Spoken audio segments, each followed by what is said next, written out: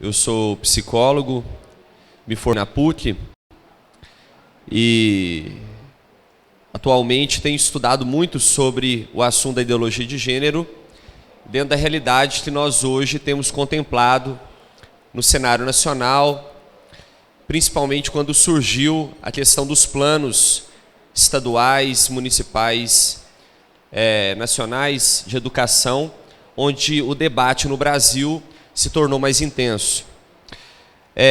Nós temos aqui estudado bastante sobre o assunto a fim de ter dois objetivos. Um é refutar algumas das alegações impostas por aqueles que se dizem defensores da proposta, e outros é trabalhar sempre na dinâmica da lógica. Porque se nós tivermos como fundamento a lógica da nossa natureza humana, sem dúvida nenhuma, vai faltar argumentos àqueles que pretendem propor esta ideologia. Bom, antes de mais nada, eu gostaria de apresentar um vídeo para vocês que, a meu ver, é um vídeo mais ilustrativo e mais objetivo daquilo que seria a ideologia de gênero e a proposta em si. Queria que vocês acompanhassem. Une fille et un garçon, est-ce que c'est pareil? À première vue, non. Un garçon, une fille, ça n'est pas pareil. C'est même différent. C'est différent ici, quand c'est petit. Ça devient encore plus différent là, quand ça grandit. Et surtout, c'est différent dedans. Mais pour certains, une fille et un garçon, ce serait différent non pas parce qu'ils ont des corps différents, mais parce que les parents, la famille, la société, l'école, tout le monde les oblige à être différents. On est une fille parce qu'on a été obligé à être une fille. On est un garçon parce qu'on a été obligé à être un garçon. Et comme ils sont différents, ils ne sont pas égaux. Il y a alors pour certains un problème, celui de l'inégalité garçon-fille, qui devient plus tard l'inégalité homme-femme. Comment résoudre ce problème? En rendant une fille et un garçon totalement indifférents, et donc similaires. Il faut faire comme si un garçon et une fille c'était pareil. Et faire en sorte que les parents, la famille, la société et l'école arrêtent d'obliger un garçon à être un garçon et une fille à être une fille. Mais les parents, la famille et la société ne comprennent pas pourquoi il faut détruire ces mauvais réflexes. Alors certains se sont dit que l'école serait le meilleur moyen. À l'école, loin des parents et de la famille, on va apprendre à mélanger tout ce qui peut être fille ou garçon. Oui, un papa peut porter une robe et mettre du rouge à lèvres. Oui, les filles peuvent conduire des camions. Oui, un bébé peut avoir deux mamans ou deux papas. L'école doit, pour certains, tout mélanger entre le masculin et le féminin. Comme ça, c'est plus facile. Si c'est mélangé, c'est tout pareil. Donc, c'est l'égalité. Il n'y a donc plus de problème. Mais alors moi, quand est-ce que je saurai si je suis vraiment un garçon? Bah voilà, à force de tout mélanger, de faire comme si tout était pareil, un garçon ne sait plus s'il est vraiment un garçon, une fille ne sait plus si elle est une fille. A-t-on réglé le problème de l'égalité? Non, on a juste créé un autre problème, celui de l'identité. Nous ne voulons pas d'une école qui embrouille les enfants. Nous voulons que nos enfants apprennent à lire, à écrire et à compter à l'école. Nous voulons une école qui forme leur esprit critique par la culture. Laissez les filles être des filles. Laissez les garçons être des garçons. Ok, deu para acompanhar? Mais ou menos, ok? Eu queria só dizer, antes, que o intuito dessa palestra de agora, desse segundo momento, é fazer aquilo com que nós acreditamos, que o homem e a mulher são complementares. Então a mulher esteve aqui, doutora Andréia, e eu, como homem, vim complementar aquilo que ela falou. É o princípio da complementariedade, tá ok? Na qual nós acreditamos. E, bom, enfim, né? A primeira coisa que eu gostaria de falar é o seguinte: vocês viram ali que a ideologia de gênero ela cria um problema de identidade. E é muito interessante que um dos argumentos a serem refutados é esse. Gênero não é ideologia, gênero é identidade. E você não procura ninguém que defende gênero chamando gênero de ideologia, porque para eles é uma verdade mais do que absoluta. E nós vamos mostrar aqui que não. Mas eles dizem que é uma identidade, e de fato é uma identidade. É uma desconstrução da identidade. A proposta de gênero ela promove uma desconstrução do eu. Então, por que chamar gênero de ideologia? Porque quem chama gênero de ideologia é quem não concorda com essa proposta. Então eu queria, na verdade, distribuir materiais para vocês. Queria pedir ajuda aí ao Matheus. Nós vamos acompanhar primeiro uma definição de por que gênero é uma ideologia. Tá bom? Então vou passar para vocês esse material.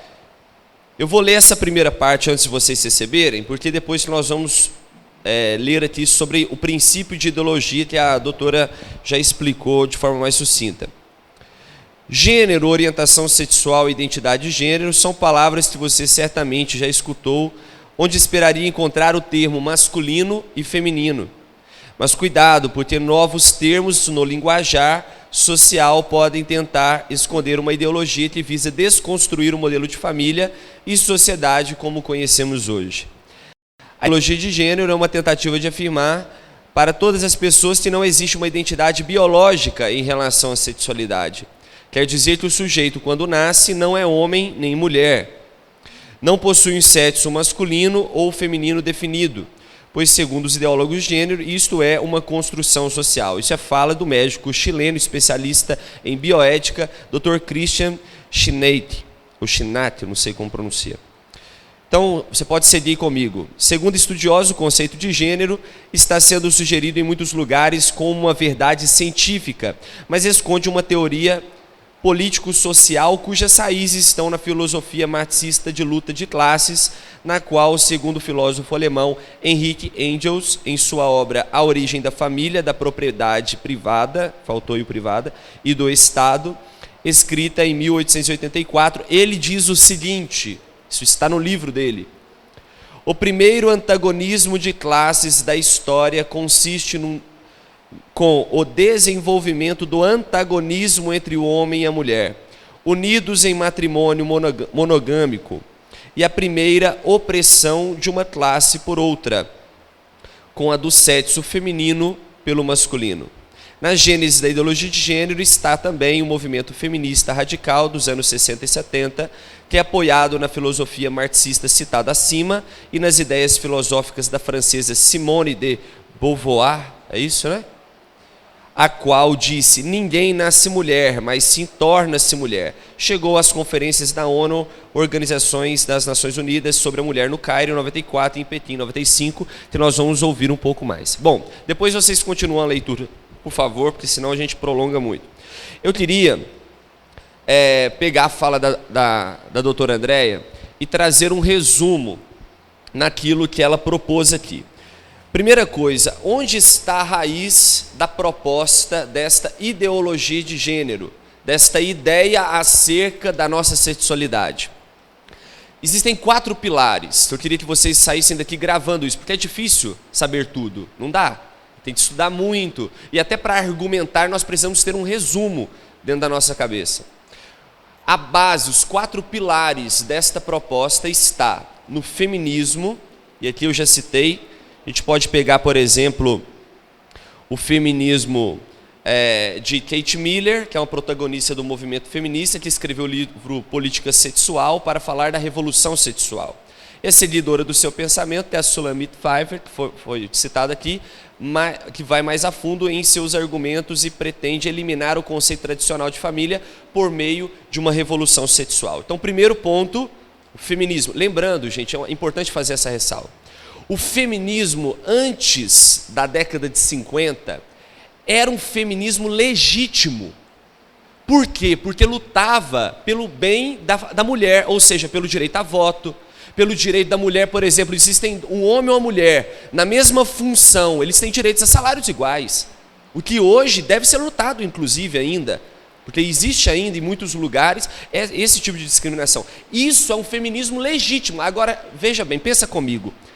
Esse feminismo radical dos anos 60 e 70 não é feminismo, mas é um machismo. Por quê?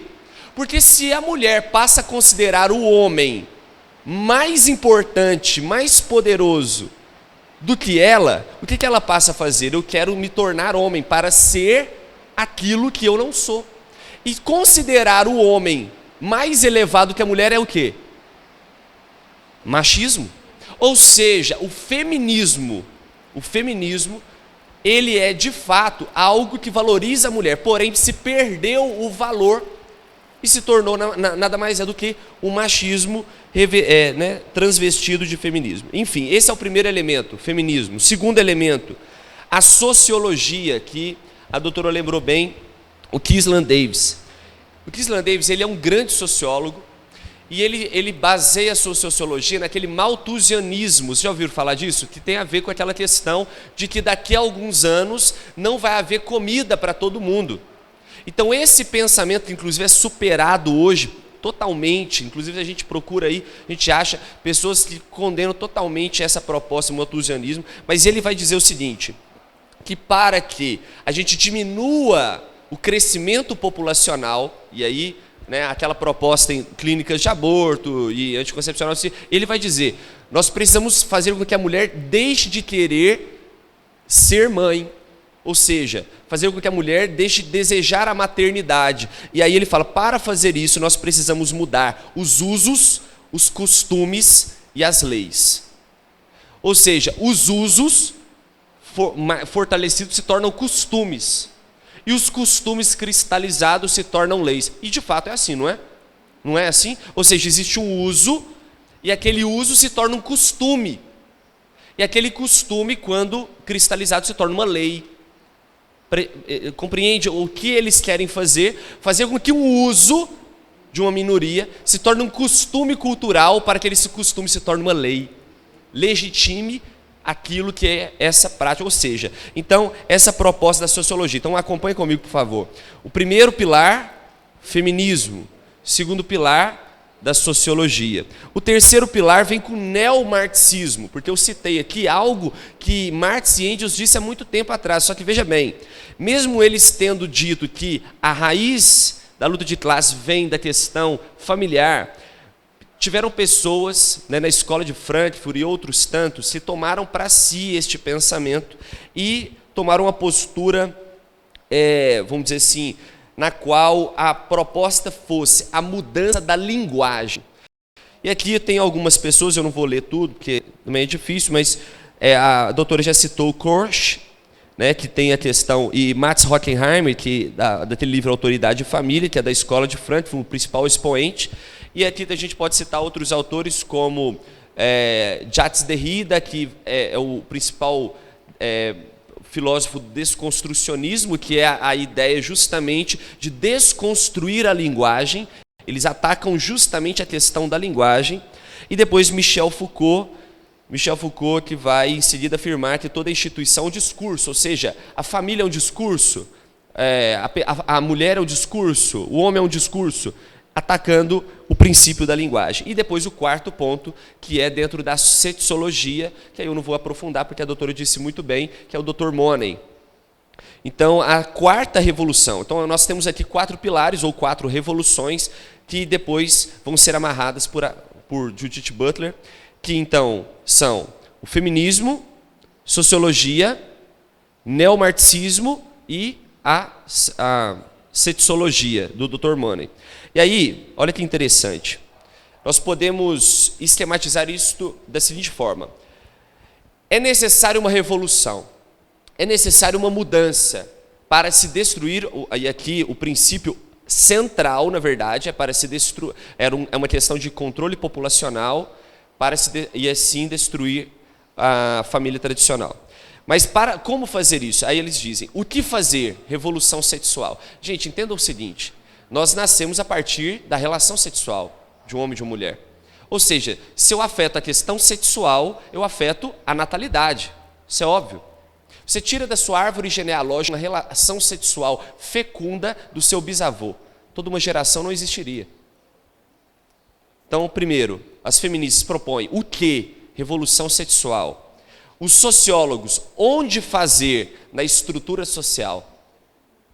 O que fazer? Revolução sexual. Onde fazer, os sociólogos dizem, estrutura social. Os neomarxistas, como fazer? Pelas palavras. E o Dr. Money, qual o instrumento? Gênero. Porque o Dr. Money foi o primeiro que trouxe a palavra gênero à tona, foi ele, certo? Que é aquela ideia, né, aquela história lá do Brian, depois do David, etc. Ou, enfim, eu queria só resumir um pouco para chegar na Judith Butler. Judith Butler ainda é viva, e Judith Butler, ela traz na sua teoria queer, vocês já ouviram falar desse nome? Teoria queer. A teoria queer, ela é o seguinte, ela é a ideia, queer significa diferente, é uma palavra difícil de definição, por isso que eles usam inclusive a palavra queer, inclusive não se usa mais o termo, em muitos lugares, LGBT, mas LGBTQT, vocês vão ver isso em muitos lugares, porque o que é queer? Queer é indefinido, é líquido, fluido, entende? Ou seja, você é aquilo que a doutora disse. Existem os gays se definem como gays, né? Então, mas o queer é aquele indefinido. Inclusive, toda esta proposta quer culminar nessa ideia da indefinição. Você é a hora que você quiser, quando você quiser. Isso é queer, tá bom? Isso é Judith Butler. Olha que interessante, a mulher ela é genial, mas ela recebe também, vive para isso, para estudar, e recebe muito dinheiro para poder fundamentar os seus estudos. Vamos lá. Ela tem um livro chamado Feminismo e a Subversão da Identidade. E é por isso que vão dizer que gênero é questão de identidade. Ela tem 3 conceitos que fundamentam a sua teoria. O conceito de performatividade, que é pela ação performática a identidade que se gera. Ou seja, a identidade não é, a identidade se torna. Ou seja, de fato, gente, nós sabemos disso, que nós também somos construídos, nós sabemos, a nossa identidade ela é formada. Mas aquilo que nós somos enquanto pessoa não é definido pelo nosso sexo biológico, mas sim por uma construção cultural, o conceito de performatividade. Segundo conceito é o conceito de interabilidade, que é ser sempre o outro em sua mesmidade, ou seja, o masculino se torna outro sem deixar de ser macho, ou seja, sou macho na minha biologia, mas eu me torno um outro qualquer sem perder a minha biologia, a minha capacidade, ou seja, deixar de ter pênis. E o conceito de citacionalidade, esse é mais simples, que é o lugar e o ambiente define o objeto, ou seja, ele se significa, ou seja, é a ideia de que o ambiente é que define o objeto. Nós não temos nada inato, ou seja, nós somos construídos pelo ambiente. Diante desses 3 conceitos, ela quer destruir o conceito de heteronormatividade, tem inclusive um conceito dado por eles mesmos, né? Que para ela é o seguinte, o que é a heteronormatividade? Imagine uma árvore, esse é o exemplo que ela dá. Uma árvore, quando se planta, você geralmente coloca traves do lado dela para que ela cresça de forma vertical, certo? O que é heteronormatividade? São justamente essas traves que fazem, segundo ela, que a pessoa cresça de forma, ou seja, ou é homem ou é mulher. Para ela, se você tirar as traves, nós seremos como uma árvore, que ela se inclina e faz o movimento natural, ou seja, vai para o lado que tiver que ir. Entende? Este é o conceito que ela quer destruir. Então, aí ela vai contra o determinismo biológico, anatômico, você não tem um gênero, mas é uma identidade evanescente, enfim. Essa é a proposta da Judith Butler.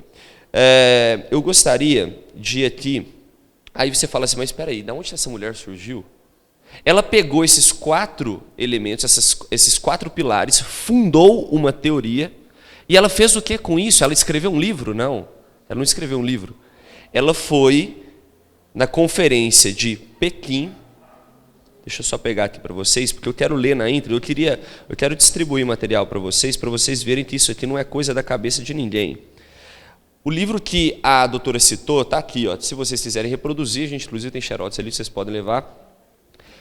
Esse aqui está a Agenda de Gênero, Redefinindo a Igualdade, condensada da obra de Dale O'Leary, The Gender Agenda. Primeira página, ela diz o seguinte: o que aconteceu na conferência da ONU sobre população realizada no Cairo em 94 e na conferência sobre as mulheres realizada em Pequim em 1995. É muito importante. Não tanto porque a ONU possa forçar sua vontade sobre os Estados Unidos, já que somente os países pobres, se dependem da ajuda externa, são forçados a aceitar as agendas promulgadas nestas conferências. Foi ali que foi instaurado a tal agenda de gênero.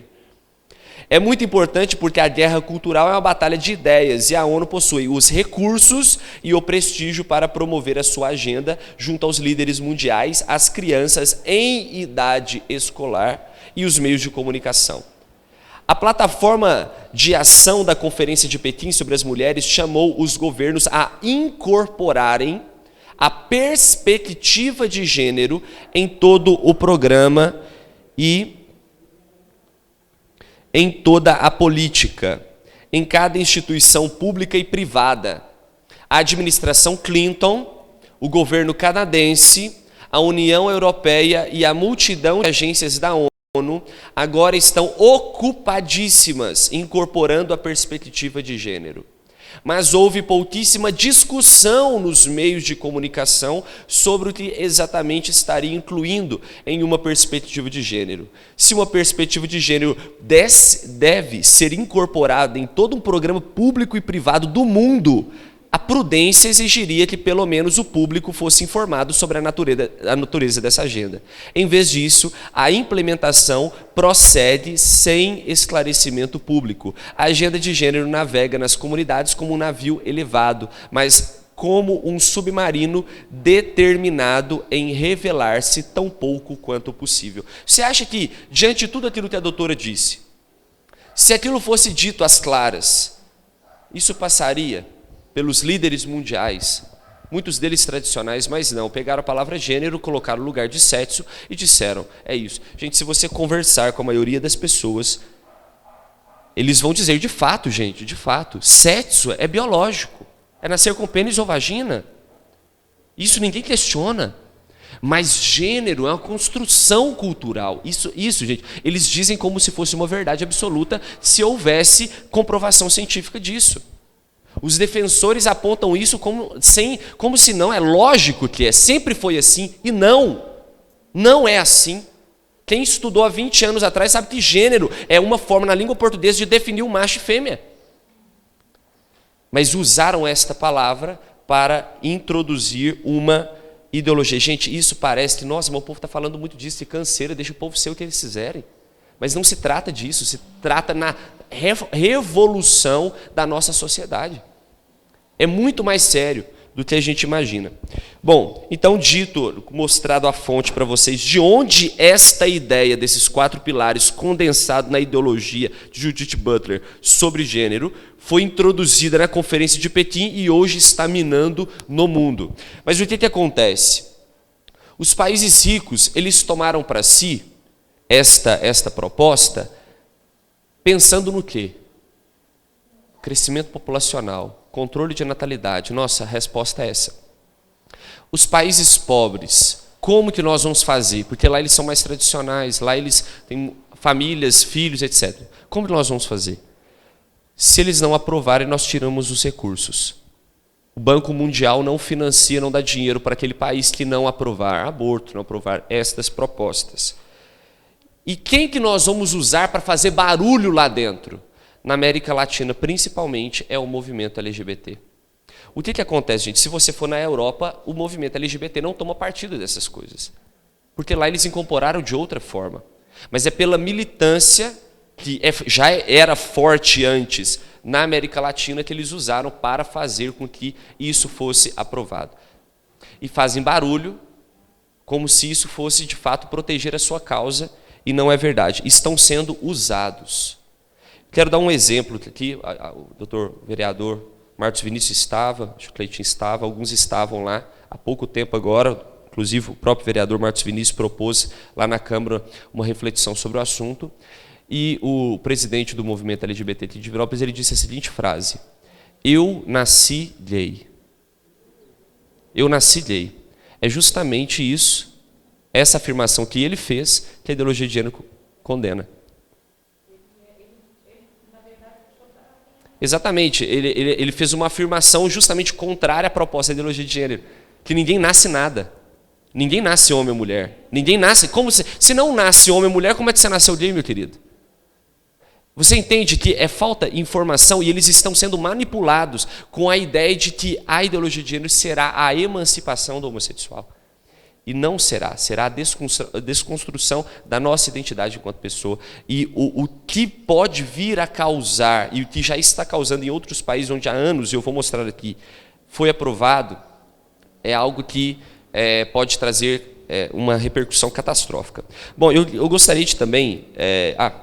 queria mostrar para você uma definição também. Esse sujeito, ele é muito competente, chamado Jorge Scala. Ele é um advogado argentino que também estuda muito sobre ideologia de gênero, e ele tem um livro chamado Ideologia de Gênero, Neototalitarismo e a Morte da Família. Recomendo.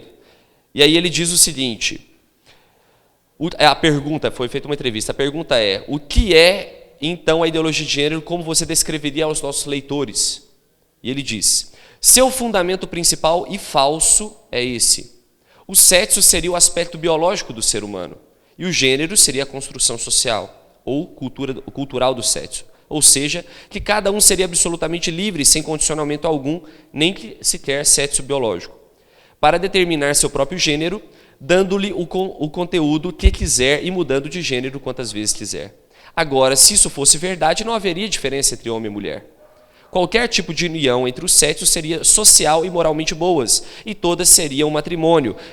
Cada tipo de matrimônio levaria um novo tipo de família, o aborto seria um direito humano inalienável da mulher, já que somente ela é que fica grávida. Tudo isso é tão absurdo que só pode ser imposto por uma espécie de lavagem cerebral global. Agora, o que ele disse aqui? Para que esse pensamento tenha fundamento, eles precisam provar que não existe diferença entre um homem e uma mulher. E eu quero provar com você cientificamente que existe diferença entre uma mulher. Primeiro, eu gostaria de ter um artigo. Eu tenho aqui também, a gente pode passar, um artigo chamado As Diferenças Biológicas entre o Homem e a Mulher. E aqui eu vou citar as 6 principais diferenças biológicas, vai dizer, primeiro, diferença cromossômica. Segundo, diferença hormonal. Terceiro, diferença sexual. Quarto, no processamento de informações. Quinto, no desempenho das atividades físicas. Sexto, quantidade de gordura, diferença entre uma mulher. E o sétimo, tem mais um, diferença nas vozes. Isso são diferenças biológicas. Eu queria só ler em relação ao processamento de informações. Diz o seguinte, os cérebros masculinos e femininos não funcionam da mesma forma, apresentando leves diferenças na maneira de processar informações e emoções. Alguns neurofisiologistas explicam que os homens são melhores em cálculos que as mulheres, que por sua vez lidam melhor com as relações humanas e linguagem. Essas diferenças provavelmente estão relacionadas com a orientação das conexões entre os neurônios. Outro ponto interessante em relação ao sistema nervoso central masculino e feminino é que mulheres possuem mais massa cinzenta, região com corpos circulares e neurônios, quando comparados aos homens, se possuem mais massa branca, formada por prolongamento de neurônios. Então aqui tem outros, eu só citei um deles, uma das diferenças. E como se não bastasse, porque muitos daqueles que não são os radicais vão dizer, não gente, a diferença é biológica. Essa eu concordo também. Eu não acredito que existe diferença cerebral, então eu vou mostrar para você de um documento aqui, um artigo escrito pelo doutor Renato Sebastini. O texto existem diferenças cerebrais entre homens e mulheres? Esse é o título. Só queria ler aqui para vocês saberem quem é o Sabastini, para vocês verem que ele não é um lunático qualquer. Sabastini é doutor em neurologia pela Faculdade de Medicina da Universidade de São Paulo, em Ribeirão Preto. Realizou pesquisas como cientista convidado e para seu pós-doutorado no Instituto Max Planck Neurologia em Munique, Alemanha. Atualmente é coordenador de informática médica e professor adjunto da Faculdade de Ciências Médicas na Universidade Estadual de Campinas, Unicamp, brasileiro ele. Dentre suas inúmeras atividades, destaca-se também o editor associado e presidente do conselho editorial da revista online Cérebro e Mente, que inclusive é de onde eu tirei esse artigo.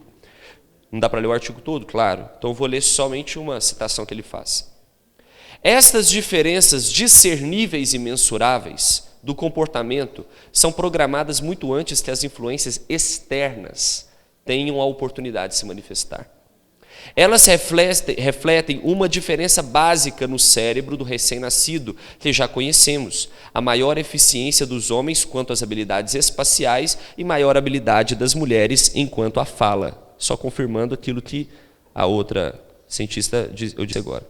Agora, após muitas pesquisas cuidadosas e bem controladas, onde o meio ambiente e a aprendizagem social foram isoladas, os cientistas descobriram que existem uma grande variedade de diferença neurofisiológica e anatômicas entre o cérebro dos homens e das mulheres. Lá no final, ele faz uma citação de um outro médico, onde ele diz, olha que interessante, isso aqui é fantástico, olha o que ele diz. O Dr. Corny Myers acrescenta o reconhecimento de maneiras específicas ao gênero, e lê gênero aqui como masculino e feminino, tá? Como sempre foi, de pensar e sentir, tornadas ainda mais críveis, dadas estas diferenças bem estabelecidas, poderia ser benefício para a melhora de relações interpessoais. O que ele está acabando de dizer aqui? Que a diferença entre o homem e a mulher favorece a relação entre os dois, ou seja, o princípio da complementariedade. O homem não é superior à mulher, nem a mulher é superior ao homem, mas eles se completam nas suas diferenças. Negar a diferença entre o homem e a mulher é provocar mais discriminação. Porque a ideia, como eu disse naquele vídeo, de dizer que o homem e a mulher são iguais, então por isso não há discriminação, é negar a própria natureza. O homem e a mulher se completam em si, não só enquanto casal, mas em várias outras faculdades. Eu queria passar para vocês aqui, o que para mim também é muito valioso, e por isso eu imprimi um para cada. Por favor, alguém. Isso aqui é da Associação Americana de Pediatria, que inclusive foi citado aqui pela doutora, mas é bom que vocês levem esse material. Afinal de contas, vocês são os formadores de opinião dentro da realidade de vocês. Eu não vou ler tudo, vocês vão levar em casa. Eu só queria fazer menção ao número 3. Por que eu queria fazer menção ao número 3? Tem um vídeo que para mim foi um vídeo muito bem elaborado, eu não sei o nome do rapaz, ele é um homossexual, que ele fez um vídeo no YouTube com muita visualização chamado Os 5 mitos sobre a ideologia de gênero. E esse vídeo, gente, ele mexe mesmo com a cabeça das pessoas, se as pessoas não estiverem embasadas nesse conteúdo. Por quê? Porque ele desconstrói muito o que a gente está falando aqui. E uma das coisas que ele cita é o seguinte, que é um dos argumentos dele, que há pessoas que têm um cromossomo XX, as mulheres, e há pessoas com cromossomo XY, os homens. Só que há pessoas também com cromossomo XXY. E há pessoas também com cromossomos XY com Y inativo. Ele cita isso. E de fato, só que, gente, são casos raríssimos. Aí ele cita a questão do hermafrodita, que tem pênis e tem vagina.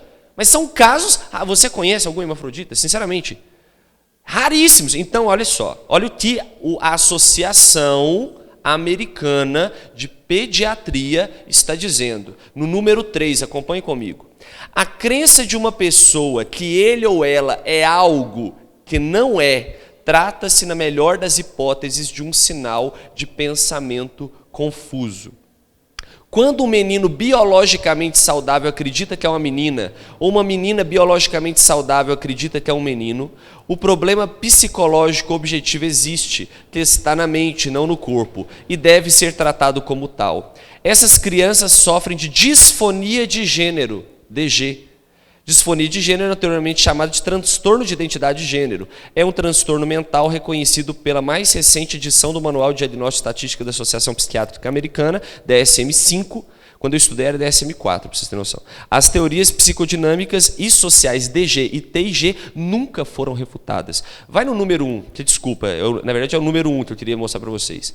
A sexualidade humana é um traço biológico binário, objetivo, XX e XY. São marcadores genéticos de saúde e não de distúrbio. A norma para o design humano é ser concebido ou como macho ou como fêmea. A sexualidade humana é binária por design, com o objetivo propósito de reprodução e florescimento de nossa espécie. Esse princípio é autoevidente. Os transtornos extremamente raros de diferenciação sexual DDS, inclusive, mas são apenas a feminilização testicular e hiperplastia adrenal congênita. São todos desvios medicamente identificáveis na forma binária sexual e são justamente reconhecidos como distúrbios do design humano. Indivíduos com DDS não constituem um terceiro sexo. Eu estou mostrando para vocês, vocês vão poder ler depois, mais à frente, né, também. Mas olha o que... Esse aqui eu não imprimi um para cada, não. Mas olhe o que se tornará a configuração da nossa identidade daqui a um tempo. Aqui você pode ver, por exemplo, masculino, feminino. Eu vou ler para vocês, depois eu mostro a imagem. Bigênero feminino, masculino. Bigênero andrógeno, neutro. Bigênero terceiro gênero. Bigênero agênero e demimelina. Agênero, demiagênero, transgênero,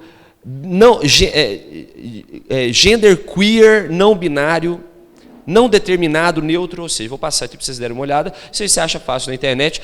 Uma outra questão também, para vocês verem assim, a deformidade da nossa identidade. De fato, o gênero é uma questão de identidade, é da desconstrução da identidade. Olha isso aqui, gente, eu busquei no site, em sites LGBTs, transexuais. Olha aqui está o sexo, homem e mulher, a identidade de gênero, a orientação sexual e o como são reconhecidos. Agora eu vou ler aqui como são reconhecidos. Tem uma mulher que ela pode ser mulher, transgênera e bissexual, ou seja, a mulher se tornou homem, mas se relaciona com homem e mulher. Mas tem também a mulher transgênera heterossexual, ou seja, ela é uma mulher que se tornou homem, mas gosta de mulher. Mas tem também a mulher transgênera homossexual, ou seja, ela é mulher, deixou de ser mulher, mudou seu sexo para ser homem, mas ela gosta de homem. É a mulher, ela mudou seu sexo para ser homem, porque ela se sente como homem, mas ela se sente como homem, mas gosta de se relacionar com homem. Gente, isso aqui não é de pessoas que não concordam com o gênero e criam essas coisas para difamar os transexuais. Isso aqui é a configuração que os próprios transexuais se definem. É um ponto em que muitos países já chegaram. E tudo começa com uma lei. Pois é, o transbinário, no caso, é aquele que tem os dois sexos, né? Então, aqui, assim, é até difícil falar porque é muito confuso, né? Então, assim, é um pouco complicado. Exatamente. Inclusive, tem uma outra citação que essa é muito importante, que eu gostaria de fazer, gente. Pede aí, por favor, aí, o texto da Associação Americana de Pediatria. Esse texto ele é fantástico, fantástico. Eles fulminam mesmo a ideologia de gênero cientificamente. Olha o número 4, que interessante. A puberdade não é uma doença e hormônios que bloqueiam a puberdade podem ser perigosos. Olha o que eles vão dizer. Reversíveis ou não, hormônios que bloqueiam a puberdade induzem a um estado doentio, a ausência de puberdade e inibem o crescimento e a fertilidade de uma criança até então biologicamente saudável. Olha o número 5.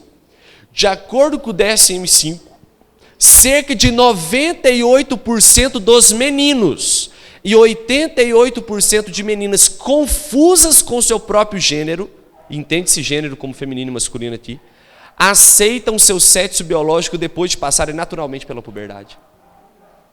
Ou seja, gente, é natural que na puberdade muitos adolescentes se sentem confusos com a sua identificação sexual, mas depois dessa fase, eles se aceitam como tal. Por que então eles querem introduzir de forma pedagógica nas escolas essa ideologia? Para que, chegando na puberdade, ele já possa, então, de forma livre, encontrar o seu lugar, sexualmente falando. E aí, no final, tem aí a assinatura de alguns médicos.